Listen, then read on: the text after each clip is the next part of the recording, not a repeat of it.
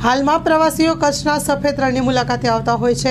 તેની સુવિધાને ધ્યાનમાં લઈને બસ સ્ટેન્ડ ખાતે મિની બસોની વ્યવસ્થા ગોઠવી મુસાફરોની વ્યવસ્થા કરવામાં આવી છે। તે બાબતે વિભાગ નિયામક વાય.કે. પટેલે વાત કરી માહિતી આપી હતી। સ્ટોરી રિપોર્ટ બાય કરણ વાઘેલા, ભુજ। અત્યારે જે સફેદ રણની એ છે સિઝન, ત્યારે દૂર દૂરથી પ્રવાસીઓ વ્હાઇટ ડેઝર્ટ સફેદ રણ જોવા માટે આવતા હોય છે। એમની સુવિધાને અનુલક્ષીને આપણે સબરસ બસ સ્ટેશનથી વોચ ટાવર, જે અંદાજિત 4.5 કે 5 કિલોમીટરનો ડિસ્ટન્સ છે, ત્યાં આપણે 30 મિની બસો મૂકી છે અને એનું ભાડું જે છે પરમિટની સાથે 40 રૂપિયા પર પર્સનનું ગણાય છે।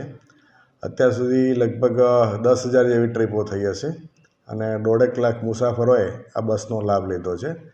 એટલે એમને સુગમ ભાડામાં એ લોકો સબરસથી વોચ ટાવર જઈ શકે, વોચ ટાવરથી જે સાંસ્કૃતિક પ્રોગ્રામ છે, લાઇટિંગ શો છે, બધું જોઈ અને પરત પાછા સબરસ બસ સ્ટેશને આવી શકે। એમની ગાડીઓ જે છે સબરસની આ બાજુ પાર્કિંગમાં હોય છે, એટલે એમને એક આ સુવિધા માટે આ વખતે આપણે વહીવટીતંત્ર દ્વારા નવી બસોનું આયોજન કરેલ છે।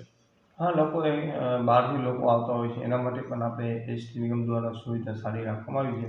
અમદાવાદથી કે ભુજથી કોઈને આવવું હોય, જવું હોય તો હા, અમદાવાદથી આપણે એરપોર્ટથી ધોરડોની એક વોલ્વો બસ ચાલુ કરેલી છે અને ભુજથી પણ આપણી 3 ટ્રીપો, ભુજ ધોરડો સવારે 8:30 છે, 1:30 વાગે છે અને 2:30 વાગે છે। એ રીતે આપણે ભુજના આજુબાજુના મુસાફરો લાભ લઈ શકે એ માટે આપણે એ 3 ટ્રીપોનું પણ આપણે આયોજન કરેલ છે। કેટલી આપણી ઇન્કમ થઈ જશે અંદાજિત લગભગ 1.5 લાખ મુસાફર થયા છે, એટલે લગભગ 6 લાખની આજુબાજુ આવક થઈ શકે।